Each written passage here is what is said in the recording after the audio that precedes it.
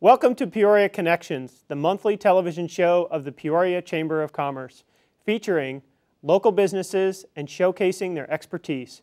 I'm Scott Soldat, President and CEO of the Peoria Chamber. Later in the program, Roger Nelson, CEO of WEMAR, the Western Maricopa Association of Realtors, will join us to talk about his organization's role in the West Valley. Also, if you're looking to increase your leadership skills, you will be very interested in listening to Kathy Connect from Leadership West. It's almost spring training season in Peoria, and Chris Esom from the Peoria Sports Complex is joining us today.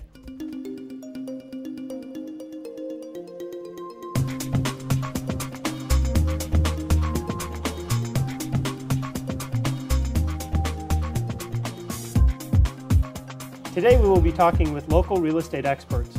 Our guests include Deborah Mitchell of West USA Realty. She is a local real estate agent who is very familiar with the West Valley. Plus, Pat Diomede from Prospect Mortgage will be discussing the HARP program, mortgage rates, and how it's easier to qualify than you might think.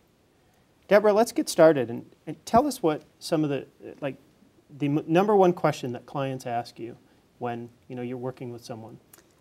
I laugh because I get that question every day. People come up to me and say, "Is the market getting better?" And how do you respond to that? I tell them that foreclosures are going down and sales are going up.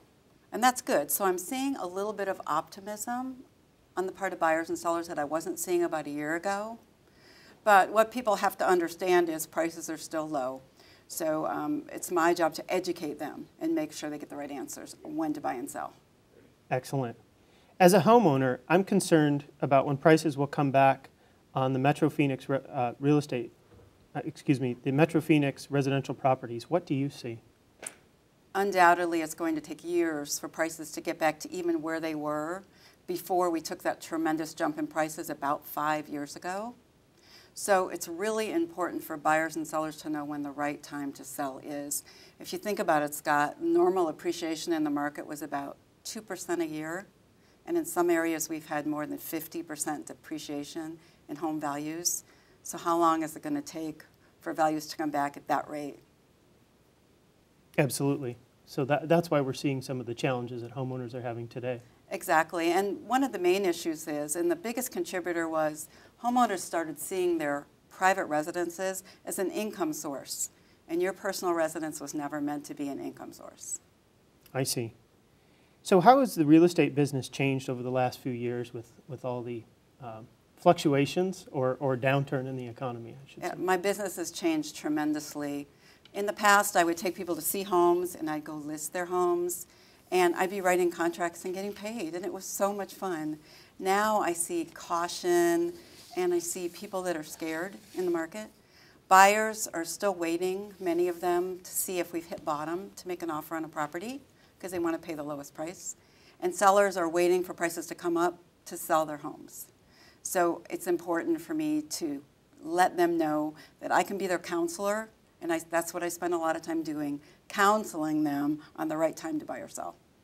Absolutely. And that must be a challenging conversation sometimes to have with someone who is either upside down or in a tough spot with their home. Yes, I'm not always their most popular person when I come tell them the house is worth half what they thought it was worth. You're right.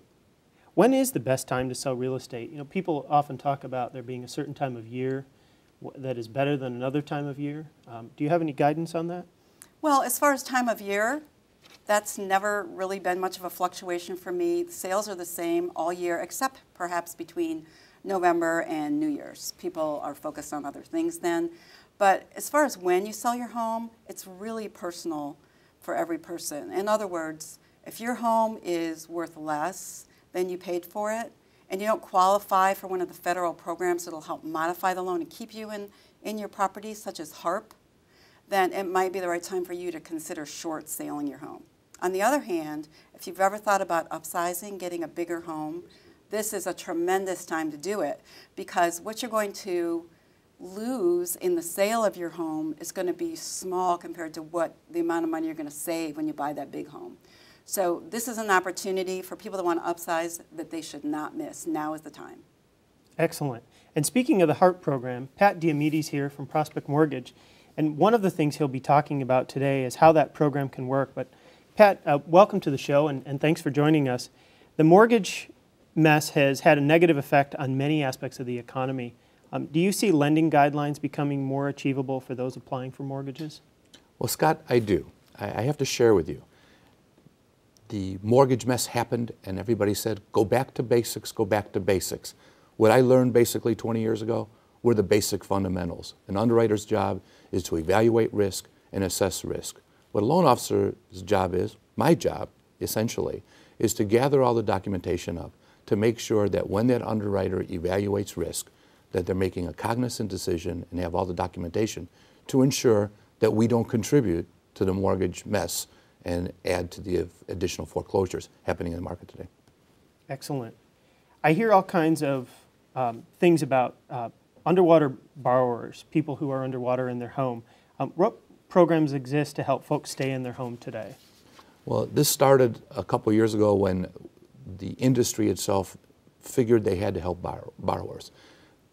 About 2 years ago, they came out with a program called DU Refi Plus, which is a program sponsored by Fannie Mae, which the goal was, if you were upside down by up to 125%, to let you stay in your house and qualify to stay in your house, pay your mortgage, and not leave the house that you maybe raised your children in, that you might have an emotional tie to. The problem was there was a lot of premiums involved with that program, so there wasn't that much savings when somebody was truly upside down. So on comes HARP 2. HARP 2, the biggest positive effect of the market's going to be that there will not be any loan-to-value restrictions. So regardless of what level of upside down you're on, ideally, we're going to be able to refinance your loan down to pretty close to what the current market rates are. That's incredible. What an option for homeowners who qualify for it. Is anyone able to qualify for a mortgage today? Is anyone able to actually qualify for a mortgage today? We've added an additional role to my job as a loan officer. People have done short sales and foreclosures and all kind of things that have, if you will, mishandled their credit. So part of what we do today is a counselor. If somebody had some mishaps in their past, we help them get to a point where they can fix it. But not fix it with fluff, actually fix it and maybe provide the education to get them qualified so they might be a more qualified homeowner. That being said, yes, we are qualifying people for loan programs. FHA is a low down payment program with 3.5% down. Many veterans are out there. They can use their VA programs at 100% financing. And many veterans don't know they can use that program more than once. So there are some low down payment programs, and people are qualifying. And so if there's a fear factor in thinking I will never qualify for a mortgage, it's worth the time to sit and talk to a loan officer. Excellent. How have mortgage rates been lately? What a great question. I love talking about rates because always in the past, people say, well, what are rates going to do? My answer is standard. They're either going to go up, go down, or stay the same. That being said, mortgage rates are phenomenally low. And I really see the rates staying pretty competitively low for a while. As housing goes the rest of the economy. So once we spark that housing market so that people are buying houses and using mortgages, everything else will come along with it. All the trades will be participating, utilities participate, grocery stores make more money, retail makes more money. So I think the rates will stay a little bit low for a little while longer. And if you haven't checked in mortgage rates, depending on the day, they're in the high 3s to the mid 4s, which are really phenomenal. That's unbelievable. Most people have never seen that in their lifetime, have they? Never, never. Fantastic. I want to thank both of you for coming on the show today, and really the real message today, I think, for those watching the show is that you really need to talk to an expert in order to use their expertise to determine if your situation has some options or some possibilities, or if you can buy a home today, even if you have had some credit challenges. So thank you, Deborah from West USA and Pat from Prospect Mortgage. We appreciate you coming on the show today.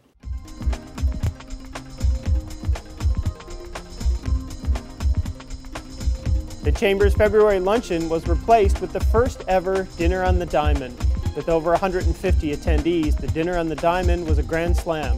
Sponsored by the Peoria Diamond Club and supported by the Peoria Sports Complex, the baseball-themed event showcased the upcoming spring training season and the importance of sports in our community.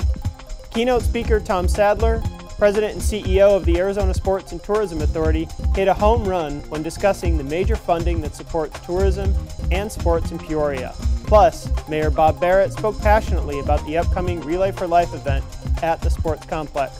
Finally, Bridget Binsbacher, Executive Director of the Peoria Diamond Club, gave us an amazing talk about living an extraordinary life and how she brings that enthusiasm to her work at the Diamond Club.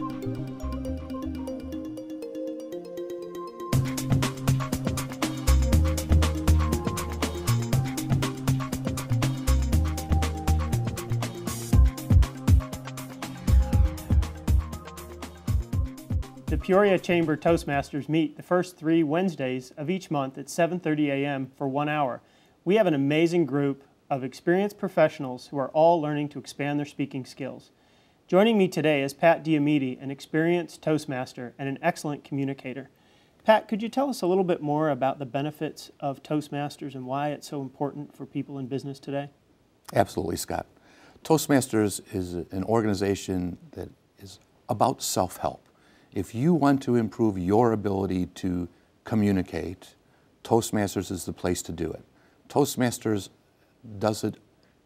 has 2 structured tracks.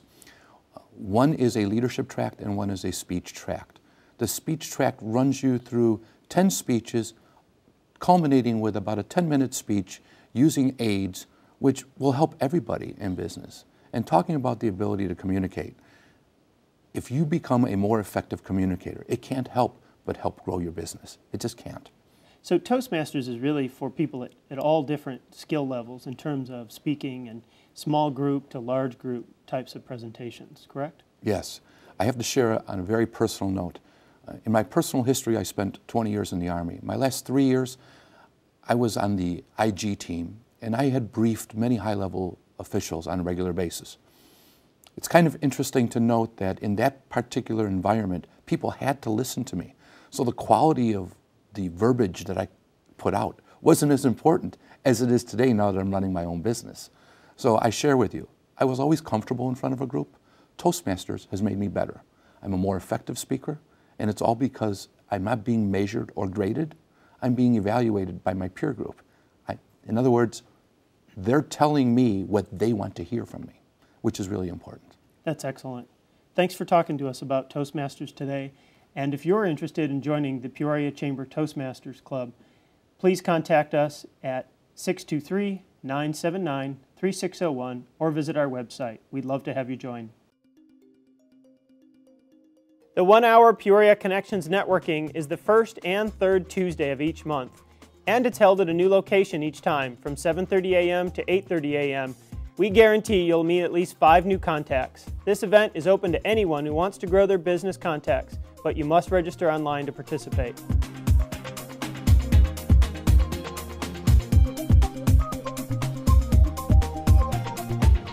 Today we have Roger Nelson here, CEO of WEMAR, the Western Maricopa Association of Realtors. And Roger, could you tell us a little bit about WEMAR and the benefits for real estate agents? Absolutely. Well, the West Maricopa Association of Realtors has been around since 1947. Actually started out as the Glendale Board of Realtors, and it transitioned. About 4 or 5 years ago, we merged with another association, the Sun City Association, to become the West Maricopa Association of Realtors. So we've grown and expanded in that time. The association is there to provide services for its members. We have over 6,000 Realtor and associate members who belong to our association that encompass the entire West Valley of Arizona or of Maricopa County. We provide a number of services for those folks, including education, code of ethics, enforcement. We also do some charitable events. We do some political activities and a little bit of lobbying, working on behalf of realtors and private property rights within the communities. One thing that a lot of people don't know is to sell real estate in Arizona, you just have to have a license. go down to the Department of Real Estate, you take their test, you go through that process, you become a licensee and you can sell real estate. To become a realtor, you have to join an association, and that's what we do. In the state of Arizona, there's 21 associations, 21 local associations, and we're the 4th largest association in the state of Arizona. So what are some of the benefits to a real estate agent to joining your association?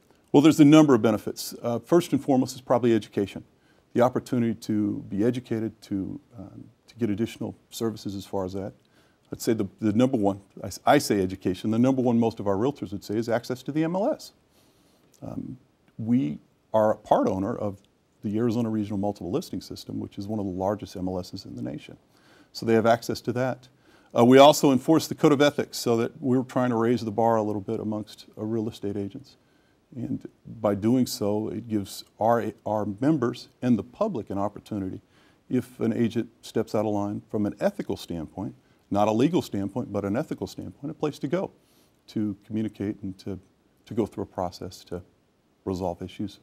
Speaking of the public, I noticed on your website that you have a directory listing of all different types of service providers that are related to the real estate industry. Absolutely. What are some of the ways that the public can use your website to locate a service provider? Well, we have a number of things. It's broken down into areas of expertise. So if you're interested in a title company, we have all those that are involved with title that are members of our association who subscribe to some of the things that we're trying to do as an association to raise the bar.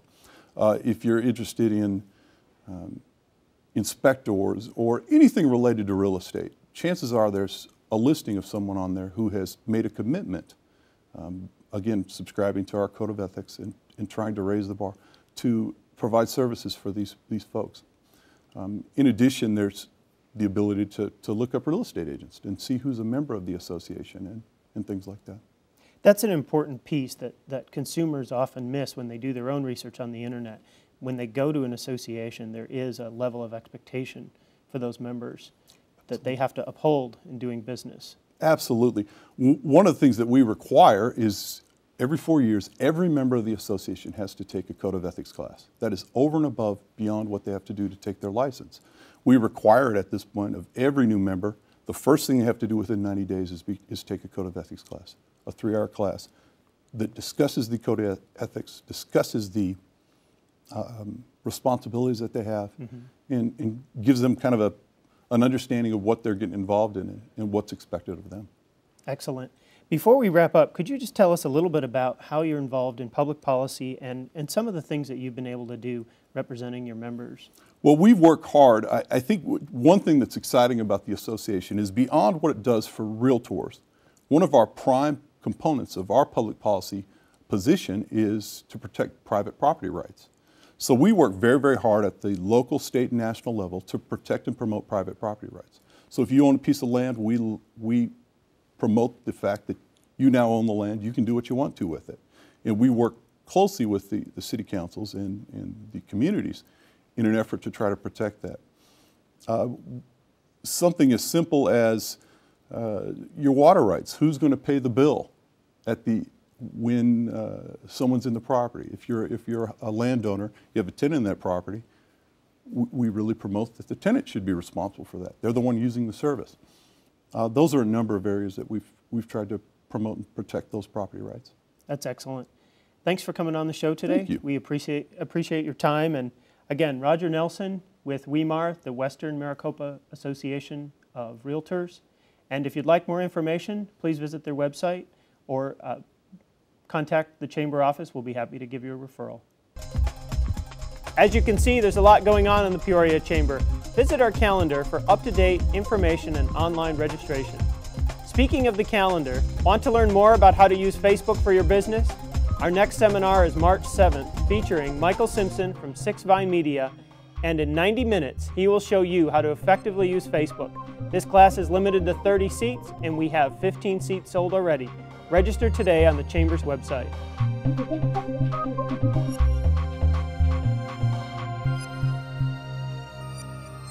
Today we're joined by Kathy Connect, Executive Director of Leadership West. She's going to tell us more about the exciting things that are going on at Leadership West in the next few months. Kathy, could you tell us a little bit about your organization? It'd be my pleasure. Thanks a lot, Scott. I'm an alumnus of Leadership West. I went through the program in 1998 in Class 4. And at that time, we had fewer than 100 of West Valley leaders that had come together from across the region. And over the last, well, now we're in our Class 18, and we have nearly 400 alumni. During that time, I stayed engaged as an alumnus and served on their board of directors. And it was 3 years ago in March that I became the first paid employee of Leadership West as their executive director. Oh, wow, that's really exciting. So you've had some opportunities to really see the organization grow and change. Right, not just the organization itself, but the West Valley. And we're very proud of the way that our alumni have had an incredible impact in almost every aspect of how the West Valley has grown and thrived. That's amazing. I'm not sure that everyone really knows what it means when we say that, you're recruiting for your 19th class. What is that all about, and what are some of the things that the students actually go through? Well, we recruit individuals who, because of who they are and what they do, are having an impact in the West Valley. And we define that as the 13 cities west of I-17. And so once you're selected, and it is a selective process because we're a pretty interesting group of dynamic individuals. So we have quite a few recruits every year. And recruits fill out an application and then go through a selection process. And a group of our selection committee, who's made up of alumni, they select a class from about 20 to 24 individuals, very diverse group of people from a variety of businesses and cities here in the West Valley. And they go through a 2-day retreat where they do some team building and get to know a little bit about each other and more about the West Valley. And then 1 day a month for 9 months, they have an issues-based educational day. And it could be on education, public service, or public safety, health and human services, government. And so the idea is, as by the end of the program, these community leaders know a little bit about everything. And they're very well connected to people, individuals, community leaders who can help them reach their goals to make the West Valley a better place. That's amazing. So some of the community partners that you have are organizations like the Arizona Republic, the New Life Center, and APS. How do they contribute to the program? Well, because our alumni are so entrenched in the West Valley and are so impactful, a lot of organizations want to help us to reach our mission and to grow leadership capital for the West Valley. So we are not short of community partners.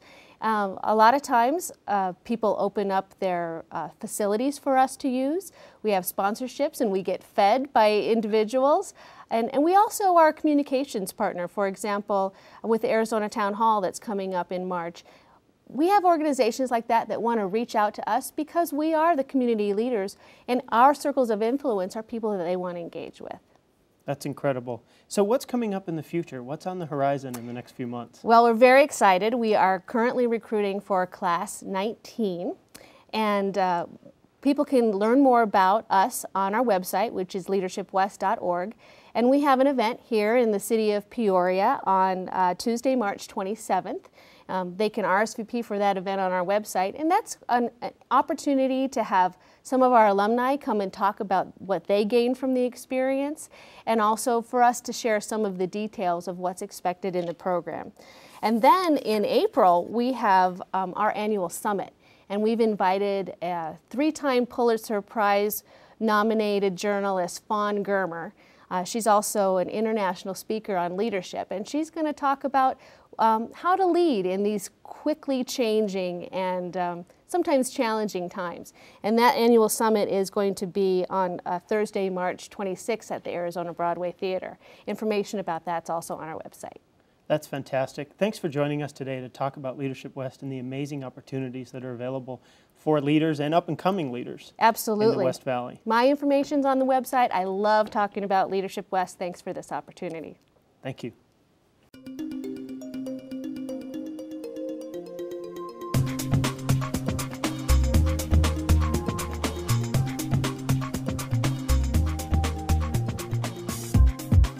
Today, Chris Esom, Sports Complex Manager for the Peoria Sports Complex, is joining us to talk about some exciting things going on in Peoria and with spring training.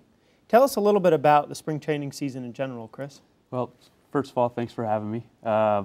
Spring training is definitely an interesting time. We're going into our 19th season at the sports complex, which is really awesome. This year we have 30 games. 16 are hosted by the Padres, 14 by the Mariners. So we're looking for another great season. That's excellent. The sports complex has some really cool promotions going on throughout the season. Can you tell us what some of those are? Yeah, you know, over the last few years, with the new facilities opening up, we know we have to keep the fans engaged in what we're doing out there. So what better way to do that than offer promotions throughout the week as much as we can. For instance, Mondays we have our family 4-pack, which gets your family of 4 in for $30. It gets you tickets to the game, it gets you hot dogs, sodas, and chips. All of that for $30? Yeah, it's really That's an awesome fantastic. deal. Yep. Wednesdays we have $2 hot dogs. Tuesdays and Thursdays, which is new this year, we're offering an all-you-can-eat buffet out in left field, which it's a pilot program for us, but we want to see how it takes, and then maybe next year we do it every day. One of our more special days is Sundays, and that's our kids' days. We started doing that about 2 years ago, and when we took a look at our promotions 2 years ago, we decided we didn't have enough for the kids. So when the kids come out, they get to stand out on some lucky kids get out to stand out on the field with the players when they do the anthem. We even let a couple kids announce up in the PA booth during the game. Oh, that's very really exciting. Cool day. And then after the game, they run the bases. What a great way to get kids involved in the game. Yep. and get them excited about baseball. This year there's an interesting situation with the Mariners heading over to Japan in the middle of spring training to play the Oakland A's. What kind of effect do you think that might have on the Mariners spring training in Peoria? You know, it might be a little early to tell right now. I think it's definitely going to have an effect. Hopefully it's not a negative one. You know, it's a cool thing when the teams go overseas and play games like this, and those 2 games are actually the first 2 games of the MLB season. So I think we'll still be okay. I'm sure it'll have an effect in the end, though, outside of the baseball world. That's exciting, and we'll have more information about the P83 party on the Peoria Chamber website. Chris, thanks for joining us today. We appreciate your time and for giving us an update on the sports complex.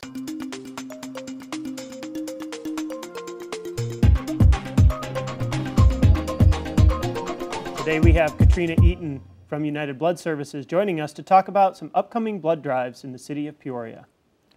Thanks for joining us today. Could you tell us a little bit about United Blood Services and what's coming up in the next couple of months?